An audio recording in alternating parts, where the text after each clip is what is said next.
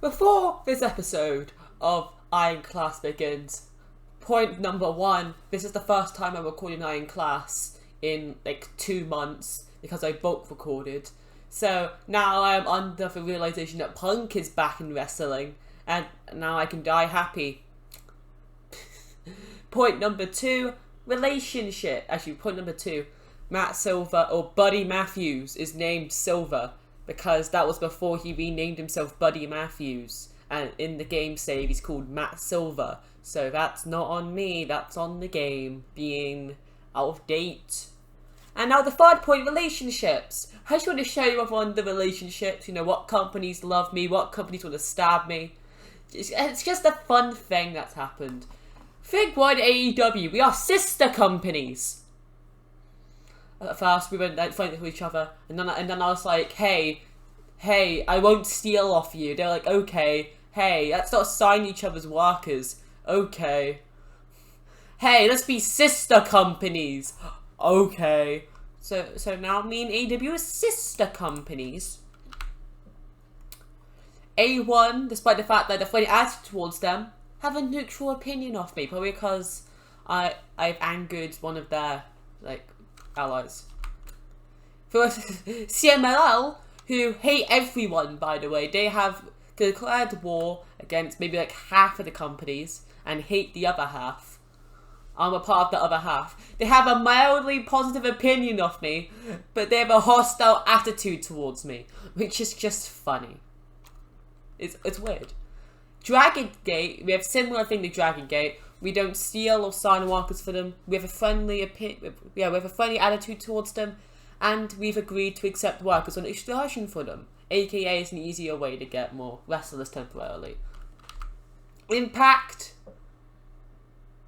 don't like me, despite the fact I have a happy attitude towards them. They don't like me. AAA have a neutral opinion of me. I have a funny attitude towards them. NWA have a mildly negative opinion of me. New Japan of America have a mildly positive opinion of me. New Japan have a mildly negative. We have a very positive opinion from Ring of Honor. They like us. And I was like, it would be funny if I had a hostile attitude towards WWE. So I did that, and now they've declared war on me, which is probably the dumbest thing, and when will probably not happen in real life, unless Hayman was released from WWE, and there's a lot of heat. But technically, he was released from WWE, so there could be a little bit of heat there, so it kind of makes sense. Yeah, these are all of the relationships that we've made that we've actually had an impact. That's like other companies have opinions of us. I think both NXTs don't like us that much. They have a negative opinion of us. Same with Progress, and another company that WWE or their allies have aligned themselves with. Basically, any ally has a positive opinion of WWE have a negative of us. And also, I'm covering up shit so you don't see stuff. So yeah, let's get on with the episode, shall we?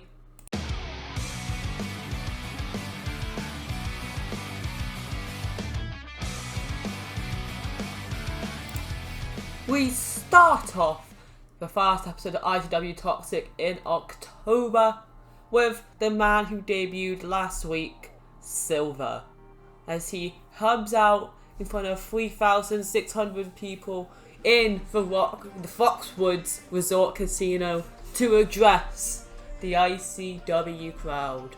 He was given many offers from AEW, Impact, New Japan, Ring of Honor, but he chose ICW.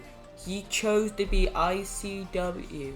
He chose to be Iron Class, I mean, instead of going over to Japan, fighting some of the best, instead of being all elite and chasing Kenny Omega. Instead, he chose to go to Paul Heyman's playground. Because when he was at WWE, Paul Heyman, he was a Paul Heyman guy behind the scenes, and he felt like he had to thank Hayman in some way or another. So he chose to go here instead.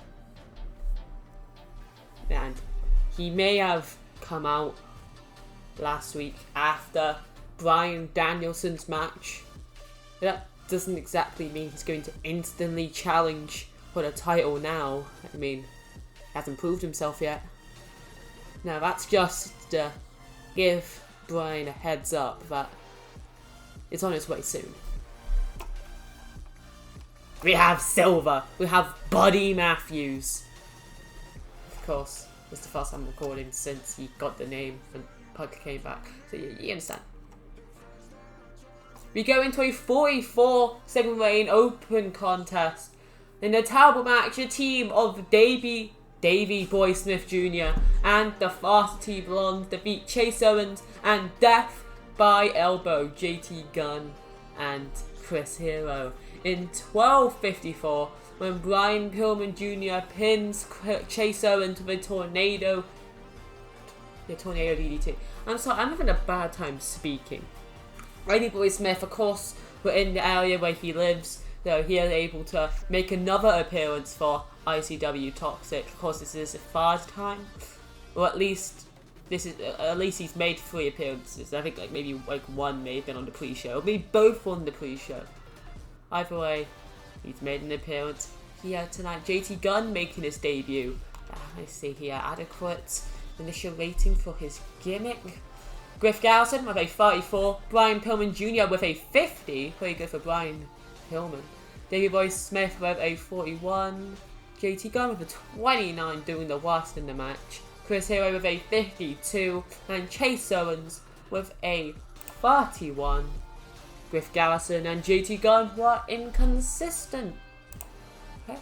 We go to a second line of 63 as the camera's going around backstage. He peeks into Paul Heyman's office. The door is open. You can see him physically shouting at Samoa Joe. Samoa Joe is sitting in a chair.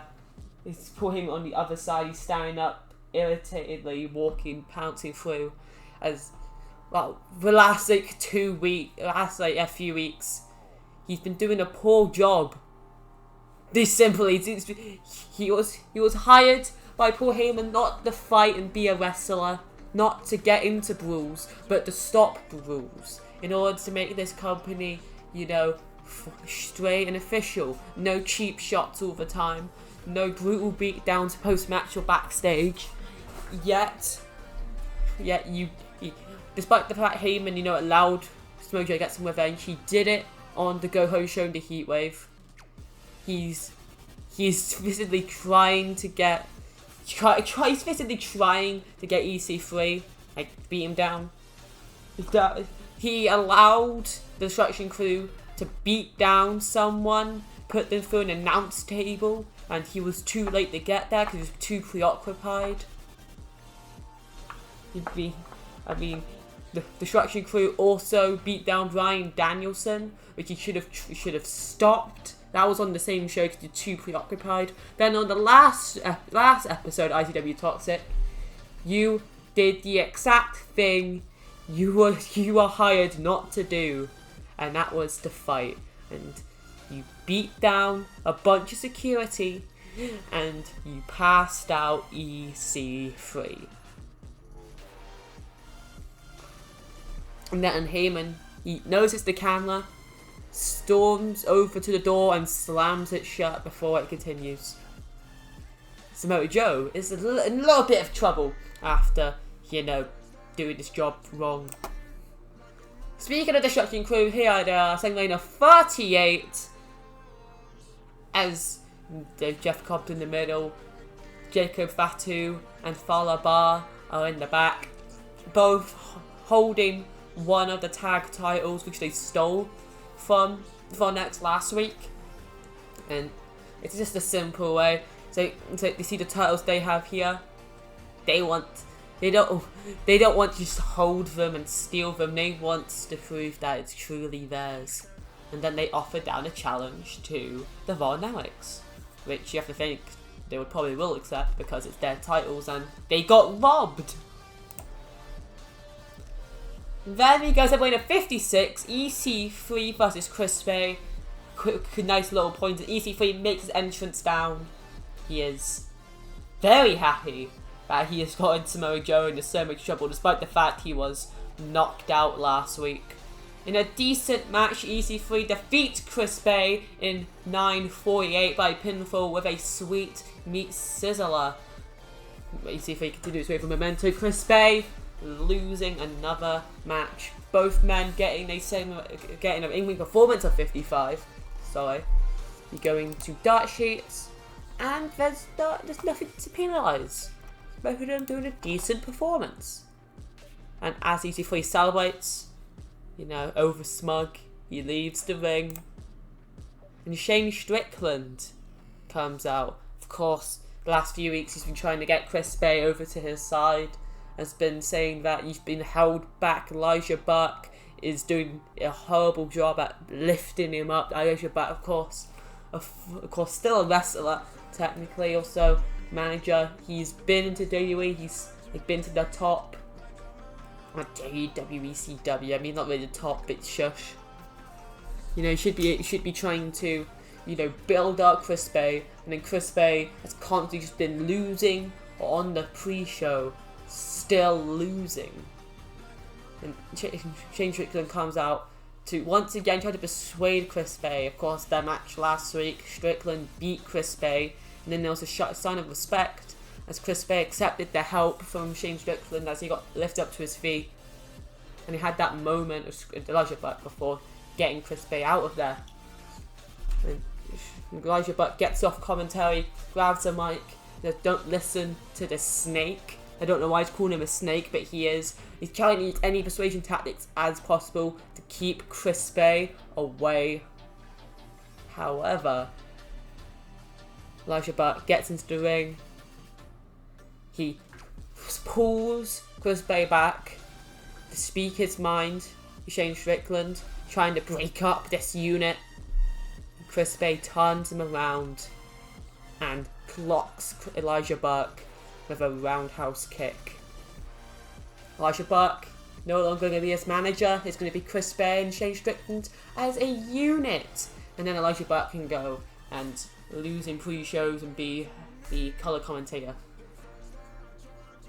Simply. Same way of 55, Bryan Danielson talking after his defense last week. It says Jeff Cobb was a big challenge. I was managed to overcome him through the power and the power the fans gave me. Blah blah blah. And then goes over to Silver. Bryan was always impressed by Silver, no matter how much he was, hidden away. Truly was the best kept secret of wrestling. And Bryan is very happy to say that whenever Silver does give out the challenge to face Bryan for his title, he'll be happy to accept. But until then, you'll keep a very close eye on him. Because Silver hasn't given out the challenge yet, he still wants to prove himself. He wants to prove that he was the best kept secret. Because, well, he is.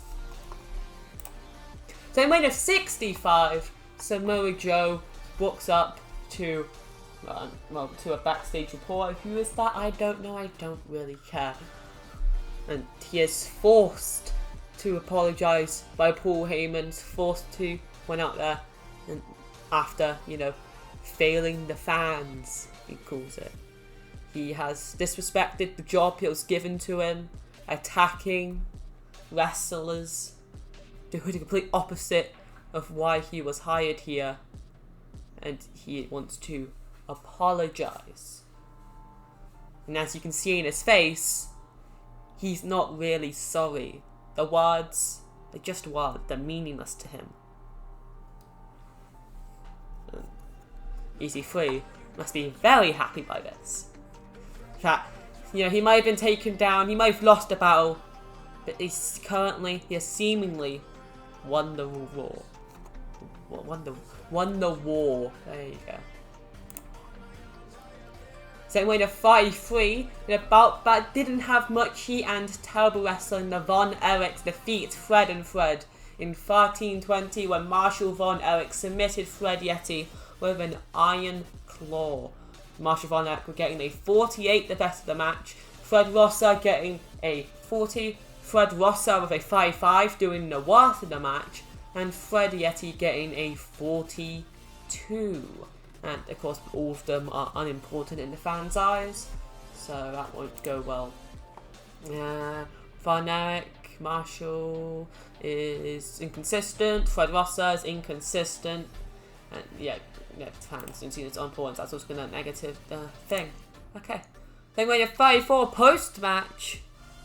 Von Erich's grab a mic. Of course, they're still steamed after, losing, getting robbed last week of their titles. They got pinned by Destruction Crew.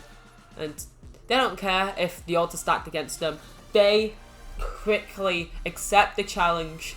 They can promise to channel an energy they have not channeled yet and kick the Destruction Crew's ass in order to take back the titles that are rightfully theirs, because it is theirs. They were robbed. And it's a quick little post-match promo. It's just, approving a match for the October pay-per-view, which will be Trick or Treat, because I'm very original. Which I think it's original. It's just basic. I'm very not basic. I'm very unique. There you go.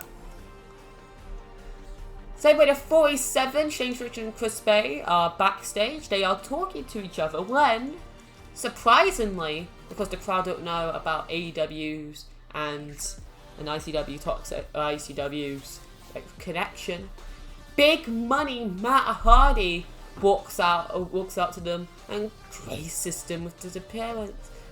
Similar to how he has his little empire in AEW, he sees something in Shane Strickland, Chris Bay, that has been underutilized. Same with the how Shane Strickland's store, Chris Bay's underutilized. Matt Hardy looks at both of them and sees huge potential. And he's been here for like 5 weeks. He's here for 5-6 weeks. But as he is here, he wants to help unlock the potential that these two have to become some of the greats of the business. AKA, we have Matt Hardy for like 6 appearances. Now 5 appearances, discounting this one. So, woo! Big Money Matt. Same way to 59, Jonathan Gresham's open challenge as he faces Alex Shelley. In a decent match, Jonathan Gresham defeats Alex Shelley in 15:31 by submission of a figure 4 leg lock, making defense number 5 of his ICW International title. Jonathan Gresham with a 62, still doing amazing. Alex Shelley with a 51, getting a segment lane of 59. And now the main event of the evening, segment lane of 60 in a decent match. Silver making his in-ring debut for ITW, defeating Trey Miguel in 16:54 by pinfall with a silver bullet. Matt Silver, I'm just going to say Matt Silver sometimes, because why not? He gets an in-ring performance of a 69, Pam. Trey Miguel getting an in-ring performance of a 52, still doing pretty well for himself. Of course, getting a rub on former WWE star Body Matthews, Silver dude. Penalised for poor announcing. Damn. Nah, that's kind of. Then we had 57 to end the show.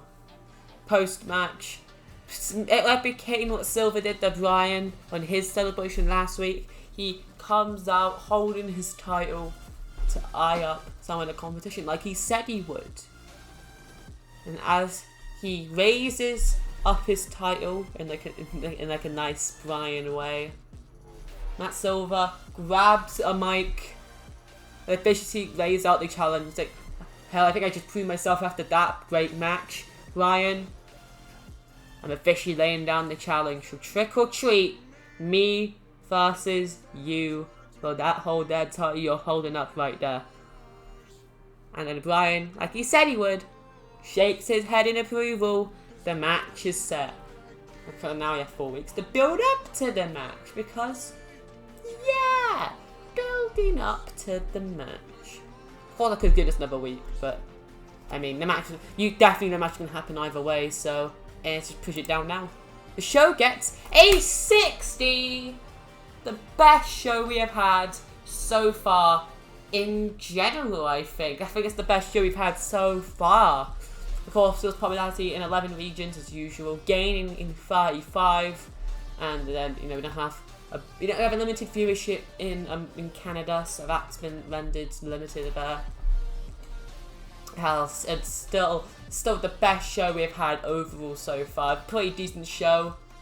Of course, I've booked a lot more since then, or since the last time I've booked this, so I've been able to lift up it kind of, and also it's because, well, there's some Joe, Silver, Brian, Trey, Miguel, Gresham. I mean, the roster is filled with many great wrestlers that I am lucky to have on the roster. So, rubba dabba dooba doo.